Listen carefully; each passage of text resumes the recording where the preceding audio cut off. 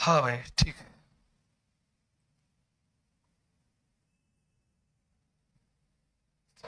Okay.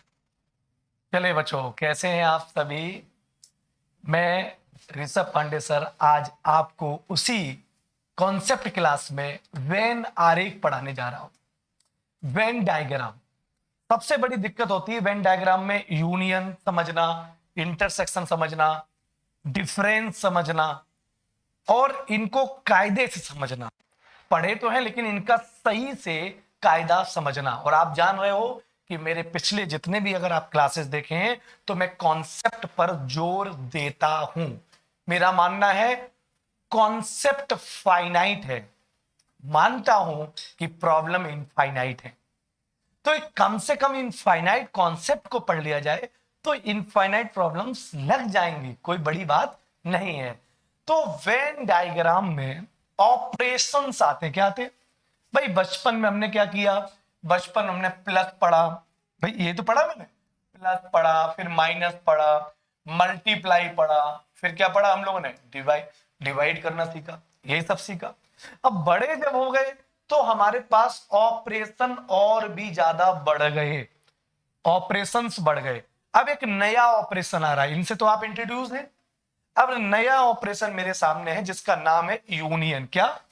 जैसे ये operation, इसका नाम क्या है? प्लस, इसका नाम माइनस, इसका नाम मल्टीप्लाई, इसका मान क्या है? डिवाइड करना है ना, डिवीजन। तो अब नया ऑपरेशन क्या आ गया हमारे सामने? यूनियन। क्या आ गया? अब ये यूनियन क्या कहता है समझना पड़ेगा। प्लस का आप जानते हो, टू में टू प्लस कर दो तो फोर हो जाता है, टू में टू माइनस कर दो तो जीरो हो जाएगा, है ना। टू में थ्री का मल्टीप्लाई कर दो तो सिक्स हो जाएगा। यही तो सीखा आपने। तो अब मैं कह रहा हूं कि यूनियन क्या चीज है। तो जब भी मैं कहूं कि यूनियन बताओ तो आप कहना सर सेट लेकर आओ। क्या? हमने कहा मेरे भाई ये ले जा, एक सेट ए है और एक सेट बी है, इन दोनों का क्या बीच में लगा दिया तूने? यूनियन। भाई अभी तक प्लस लगाते थे, माइनस लगाते थे, अब नया वाला आ गया क्या? यूनियन। It means union. अब आएगा क्या? वो मैंने आपको सेट बिल्डर मेथड बताया था। वो मैंने क्या बताया था? सेट बिल्डर मेथड बताया था।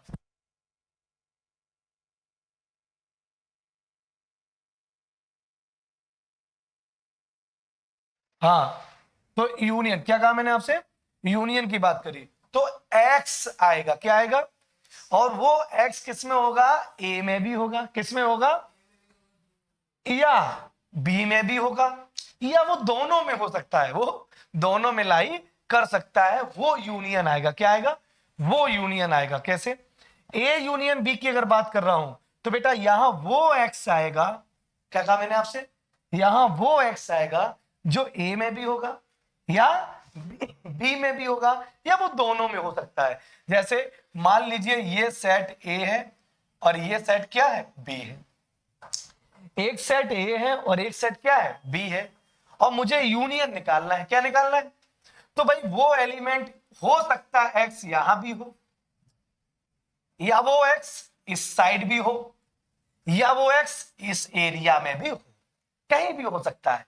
तो जैसे ए यूनियन बी को पढ़ा जाता है, वो एक्स आएगा, वो एक्स आएगा जो ए में हो। ए अगर ए में नहीं है तो किस में हो? बी में हो। बी में नहीं हो तो दोनों में हो। दोनों में हो तो मतलब किसी एक में तो है ही है। तो कहने का मतलब है जैसे एक सेट हमने ए ले लिया, दूसरा सेट हमने बी ले लिया। ए में 2 4 6 8 और बी में 6 8 10 12 है कि नहीं है? मैंने कहा भैया ए यूनियन बी बताओ। क्या बताओ? A union B. तो ए यूनियन में सब कुछ आएगा। दो भी आएगा, दो किसमें है? फोर भी आएगा, सिक्स भी आएगा, एट भी आएगा, फिर ये भी आएगा। सिक्स आ चुका है तो दोबारा नहीं लिखेंगे, एट आ चुका है तो दोबारा नहीं लिखेंगे, 10 नहीं है, इसमें गड़बड़ हो गया, ये भी गड़बड़ है, इसमें भी 10 नहीं है, गड़बड़ है। इसमें 2 4 6 8 तो आ ही चुका है, 10 भी आ गया और बचा कौन? 12। तो आंसर कौन सा हो जाएगा? D1। राइट? क्लियर हो गया एकदम से। तो अगर मुझे यह शो करना है कि इसी चीज को सर जरा आप यहां पर थोड़ा सा विजुलाइज करा दीजिए, बच्चों ने कहा सर यहां पर फील करा दीजिए, तो मैं पॉइंट्स कैसे भरता हूं। ये जो दोनों गंगा और यमुना यहां मिल रही है ना, ये भाई साहब और ये मेरे भाई, ये जो दोनों बॉल मिल रही हैं जहां अंदर कट कर गई, ये वाली इधर और ये वाली इधर, तो इनके बीच में कॉमन वाले आएंगे। कौन से आएंगे? तो पहले कॉमन वाले पकड़ लो। कौन कौन से कॉमन है? 6 है, वो बिठा दो। पहले काम ऐसे करना है, सजाना अगर है। वेन आरे किसी को कहते हैं कि एक रेक्टेंगल टाइप का ले लिया, 2 सेट है तो 2 बॉल ले ली और उनको इंसर्ट कर दिया। इंसर्ट का मतलब अगर कॉमन होगा तो इसमें बिठा देंगे, और जो कॉमन नहीं होगा तो ए वाला इधर आएगा, सिर्फ ए वाला जो बी में नहीं है, और जो बी वाला ए में नहीं है वो इस एरिया में आएगा। मतलब एक आएगा स्मॉल ए, ये क्या स्मॉल बी, और ये क्या स्मॉल सी। तो सी में कौन कौन से आएंगे? कॉमन वाले, जैसे 6 और 8, ये दोनों बिठा दो। अब बचे कौन से? ए वाले। तो ए वाले कौन से बचे? 2 और 4, तो ये इसमें आ जाएंगे। ओनली ए, इसको क्या बोलते हैं? ओनली ए। क्या बोलते हैं? इसको ले बोलते हैं ओनली ए, ओनली ए। अब बचे कौन से? बी वाले, ये तो बैठ चुके हैं 10 और 12, तो 10 और 12 यस नो। तो अगर आपसे कोई ये कहता कि ओनली ए बताओ, सिर्फ ए बताओ, क्या बताओ? ओनली ए वाले एलिमेंट बताओ, तो सिर्फ और सिर्फ आंसर क्या आना चाहिए था? 2 और 4, ओनली ए। अगर कोई कहता ओनली बी बताओ, ओनली बी, तो हमारे 10 और 12, ठीक है ना। और कॉमन वाला हिस्सा ये है, वो हम आगे पढ़ेंगे, क्योंकि उसका एक नया सिंबल मैं अभी से बता दे रहा हूं, ये वाला आने वाला है इंटरसेक्शन। क्या आने वाला है? जो कॉमन वाला एरिया होता है वो इंटरसेक्शन में है, तो वो भी पढ़ाएंगे, ठीक है। इतनी बात होने के बाद अब मैं बात करता हूं कि which of the following represent union of 2 set. इनमें से कौन सा 2 सेट का यूनियन बता रहा है? तो मैं एक काम करता हूं, मैंने यहां प्रिंट नहीं करवाया है, मैं कर देता हूं। जैसे मैंने यहां कर दिया, इसमें मैंने क्या, इसको सेडिट कर दिया, इसमें मैंने क्या कर दिया, इसको सेडिट कर दिया, और इसमें मैंने क्या कर दिया, इसको भी सेडिट कर दिया, इसको भी सेडिट कर दिया, और इसको भी सेडिट कर दिया। और मैं कहूं कि भैया ए यूनियन बी का आंसर देना है, इन दोनों में ए यूनियन बी का आंसर देना है, तो कौन सा वाला छायांकित भाग बिल्कुल सही होगा? कौन सा वाला छायांकित भाग बिल्कुल सही होगा? बताओ। डी। क्यों? क्योंकि ए यूनियन बी अगर है तो मान लीजिए, इसका मैं नोटेशन देने जा रहा हूं, ध्यान देना बेटा, इसका मैं नोटेशन देने जा रहा हूं बहुत सुंदर कलर से। ये मान लीजिए 1 है, ये मान लीजिए 2 है, और ये 3, ये 1, ये 2 और ये 3, ये 1 और ये 2 और ये 3, ये 1, ये 2, ये 3। अगर हम ए यूनियन बी की बात करते हैं तो 1 वाला एरिया भी आना चाहिए, 2 वाला भी आना चाहिए, और 3 वाला भी आना चाहिए। ये कहानी किसकी है? यूनियन की। तो इसका मतलब ये भी शेडेड है, ये भी ग्रीन है, ये भी ग्रीन है, तो इसका मतलब ये ही यूनियन को बताएगा, बाकी यूनियन को नहीं बताएंगे। आगे चल के मैं ये बताऊंगा ये किसको बताएगा। ये अभी मैं भाषा के रूप में बता दे रहा हूं, ये बताएगा ओनली बी। क्या? Only B. आगे चल के मैं इसका एक नोटेशन भी बताऊंगा। क्या बताऊंगा? अभी मैं कहूं ये किसको बता रहा है, तो ओनली ए। अभी लैंग्वेज में पढ़ो ओनली ए, फिर ओनली ए का एक सिंबल भी होता है डिफरेंस वाला, वो मैं आगे चल के बताऊंगा। और कोई कहे इसका क्या है, तो इसका मैं अभी आगे चल के पढ़ाने वाला हूं, इसको बोलेंगे कॉमन। क्या बोलेंगे? अच्छा, कॉमन तो लिख दिया, लेकिन मैं सिंबल इसका नहीं दिया। इसका सिंबल मैंने दे दिया, लेकिन मैंने अभी इसका सिंबल आपको नहीं दिया, इसका सिंबल हमने आपको नहीं दिया, क्योंकि मैं ये आगे चल के पढ़ाने वाला हूं। तो इसलिए जानबूझ के मैं इनके नाम दे रहा हूं लैंग्वेज फॉर्म में। ये ओनली ए है, ये ओनली बी है, ये कॉमन है ए और बी का, जिसका एक सिंबल आएगा, ये इंट्रोड्यूस कर दे रहा हूं इंटरसेक्शन, लेकिन वो रिवील नहीं कर रहा हूं, वो भी आगे पढ़ाऊंगा। अब मैं बात करता हूं नेक्स्ट पॉइंट की। ये कुछ लॉ होते हैं। क्या होते हैं? लॉ। भाई जोड़ने, घटाने, गुणा, भाग के भी तो नियम होते हैं। बोलते हैं कि ऐसे लॉ पढ़े होंगे तुमने कि अगर एक प्लस है और एक माइनस है तो 0 होता है ना, दोनों प्लस प्लस है तो ये 4 हो जाएगा। ये लॉ के अकॉर्डिंग तो हो रहे हैं। तो ऐसे ही अपना यूनियन का भी बेटा एक लॉ है। क्या कहा मैंने आपसे? यूनियन का भी एक अपना एक पर्टिकुलर लॉ होता है, नियम होता है। क्या क्या नियम होते हैं? आइए, पहला नियम है आइडेंटिटी लॉ। आइडेंटिटी लॉ क्या मतलब क्या होता है? पहले बड़ी वाली बात मत सोचो, छोटी वाली बात समझाता हूं। आइडेंटिटी लॉ का मतलब क्या होता है वो मैं आपको समझा रहा हूं। आइडेंटिटी लॉ का मतलब क्या है, जैसे मान लीजिए 2 के साथ आपने 0 ऐड किया तो कोई फर्क पड़ेगा क्या? नहीं पड़ेगा ना। इसका मतलब है 0 को मैथ की भाषा में आइडेंटिटी कह सकते हैं। क्या कह सकते हैं? कि ये प्लस के केस में 0 आइडेंटिटी होती है। तो मतलब क्या हुआ?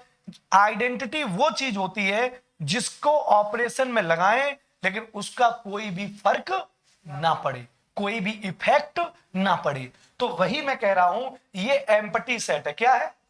तो आइडेंटिटी तत्समक संबंध क्या होता है? कोई भी सेट ले लें और एम्पटी के साथ यूनियन ले लें तो एम्पटी का कोई भी फर्क आने वाला नहीं है, वही सेट में वापस मिल जाएगा।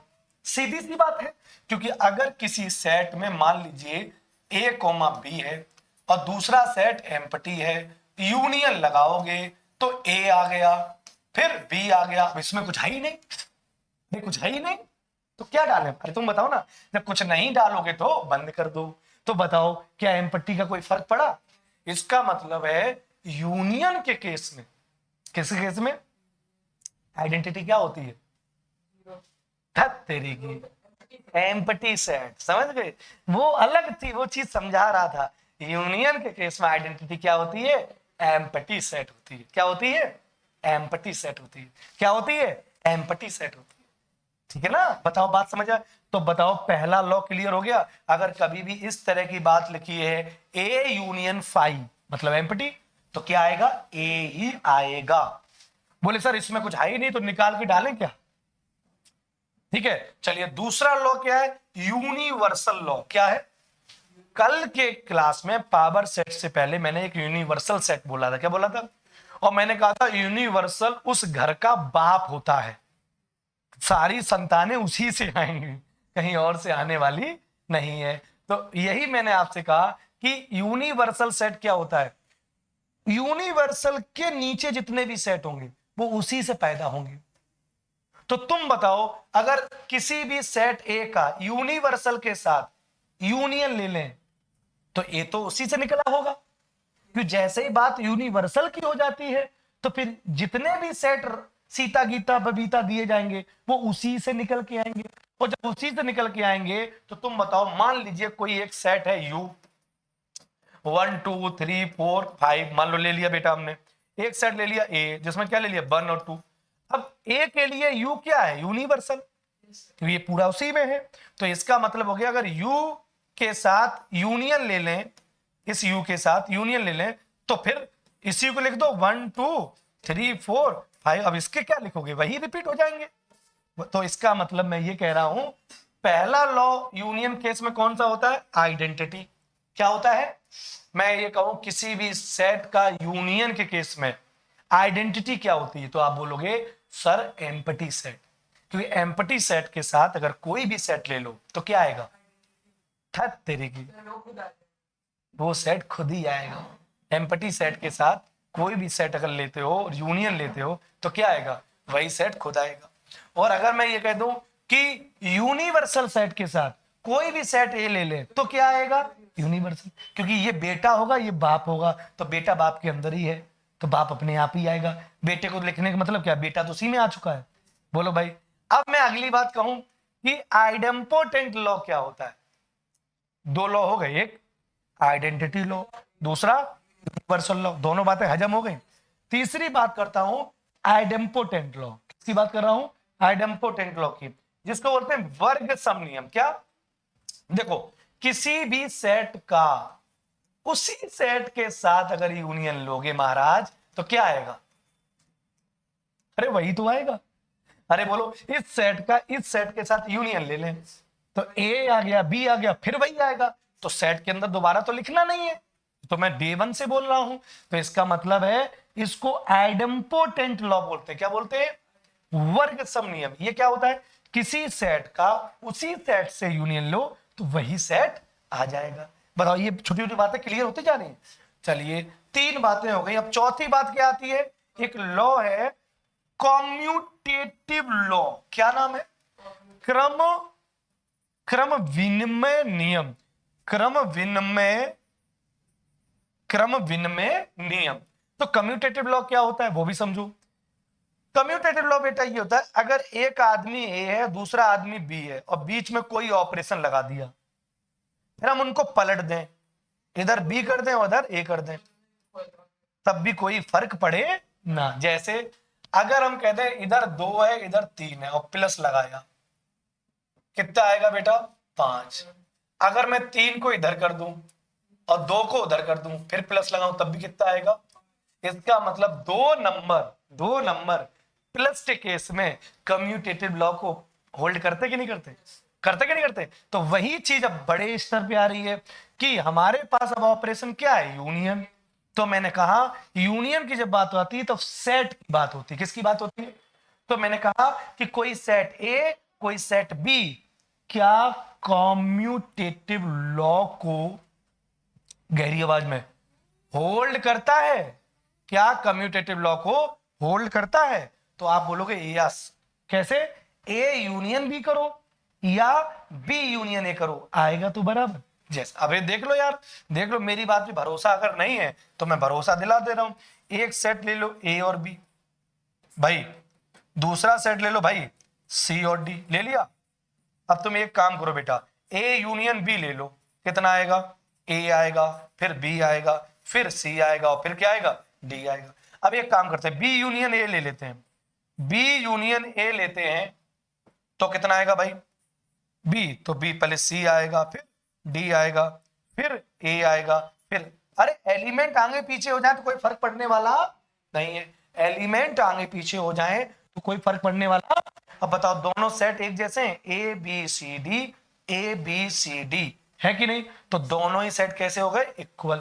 तो इसका मतलब है चाहे ए का बी के साथ यूनियन लें या बी का ए के साथ यूनियन लें, वो कभी भी अनइक्वल नहीं आएगा, एलिमेंट भी बराबर आएंगे। चाहे ए यूनियन बी ले लें, अगर इसमें 5 हैं तो बी यूनियन ए में भी कितने होंगे 5, और उसमें अगर ए बी सी डी है तो इसमें भी ए बी सी डी हो सकता है, लेकिन आगे पीछे हो सकते हैं, क्या हो सकते हैं। और मैंने आपको डे 1 से बताया है कि सेट के अंदर एलिमेंट का ऑर्डर इधर उधर हो जाए तो कोई भी फर्क नहीं पड़ता है, कोई भी फर्क नहीं पड़ता है। पूरा ध्यान हमारी तरफ रखो, हाँ मतलब इधर उधर ध्यान नहीं जाना चाहिए। तो ये हो गया कम्यूटेटिव लॉ। तो यही कह रहा कि अगर ए यूनियन बी ले ले या बी यूनियन ए ले ले, हमेशा आंसर बराबर ही आएगा, कोई भी अंतर नहीं होगा। एक लास्ट में बचा है बच्चों एसोसिएटिव लॉ। अब एसोसिएटिव समझ लो, एसोसिएटिव लॉ को पहले व्यवहारिक भाषा में समझो। हमने कहा बेटा 2 3 और 4, ध्यान देना बेटा, फिर हमने कहा 2 3 4। मेरे भाई तुम बताना, अगर हम इसमें लास्ट में ब्रैकेट लगाएं और इसमें पहले ब्रैकेट लगा दें, देखना बेटा, तो लास्ट में ब्रैकेट लगाए तो 4 3 7 और 7 2 कितना होगा 9, पहले ब्रैकेट लगा ले तो 3 2 5, 5 + 4 9, दोनों में कोई अंतर आया क्या। इस चीज को कि 3 आदमियों क्या पहले आखिरी के 2 को डिब्बे में बंद करें, उनको कट्टा पिट्टी करके पहले के साथ ऐड कर दें, फिर पहले 2 को डब्बे में बंद करें और आखिरी वाले से सेटिंग बना दें, लेकिन उसमें कोई फर्क ना पड़ रहा हो, तो ऐसे लॉ को बोला जाता है एसोसिएटिव लॉ, मतलब सहचर्य नियम। देख लो, ए यूनियन भी ले लें फिर सी के साथ यूनियन लें, या बी यूनियन सी लें और फिर ए के साथ यूनियन लें और मान पे कोई फर्क ना पड़े, तो ऐसे लॉ को क्या बोलते हैं, एसोसिएटिव लॉ। तो यूनियन के केस में कम्यूटेटिव लॉ भी मान्य है या होल्ड है या वैलिड है, और एसोसिएटिव लॉ भी होल्ड है, मान्य है, पारित है, वैलिड है, सर्वसम्मत एक वोट है। समझ में आया। तो कहने का मतलब, जैसे इसमें भी मैं एक एग्जांपल लेके बता रहा हूं, देखना ध्यान से, इसमें भी मैं एक एग्जांपल ले ही लेता हूं, जब बात समझने की है, बात छोटी है मगर। देखो यहां पर ए ले लेता हूं मैं ए कॉमा बी, और बी ले लेता हूं सपोज सी कॉमा डी, और सी ले लेता हूं ई कॉमा एफ ले ले। अब देखो ए यूनियन बी को बंद करके सी के साथ लेके दिखाओ। तो ए यूनियन बी को लेना बेटा, तो पहले ए बी सी डी आया, और सी क्या है बेटा, ई और एफ। अब बेटा इन दोनों को ले लो जरा, तो कितना आएगा, A B C D E है। बताओ आया कि नहीं आया। अब एक काम करो, ये पहले दो को बंद करके तब इसके साथ लिया, अब क्या करते हैं, आखिरी के दो को बंद करके पहले वाले के साथ लो। तो ए तो वही रहने दो, ए कॉमा बी, और बी और सी जरा लिखना, लिखवाओ जरा, लिखवाओ, सी डी ई एफ, बिल्कुल सही है। अब जरा पूरा लिखवाओ इन दोनों का।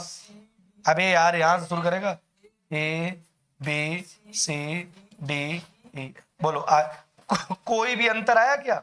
इसका मतलब है यूनियन के केस में एसोसिएटिव लॉ भी होल्ड होता है। तो अब याद रखना, किसी भी सेट का एम्प्टी सेट के साथ यूनियन लें तो वही सेट आता है, किसी भी सेट का यूनिवर्सल सेट के साथ यूनियन लें तो यूनिवर्सल आता है।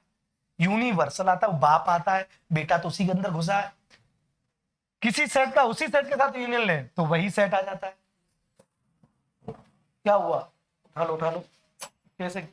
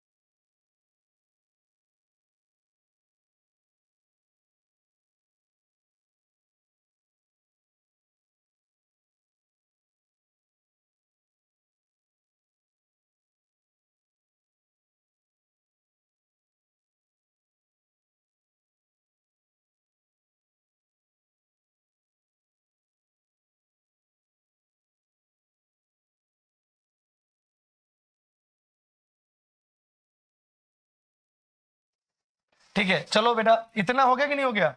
इतना होने के बाद अब हम बात करते हैं इंटरसेक्शन। किसकी बात करते हैं, इंटरसेक्शन की बात करते हैं। अब ध्यान दो, इंटरसेक्शन क्या होता है। ऑडियो वीडियो क्लियर है। इंटरसेक्शन क्या होता है, तो बेटा एक सेट ए है और दूसरा सेट बी है।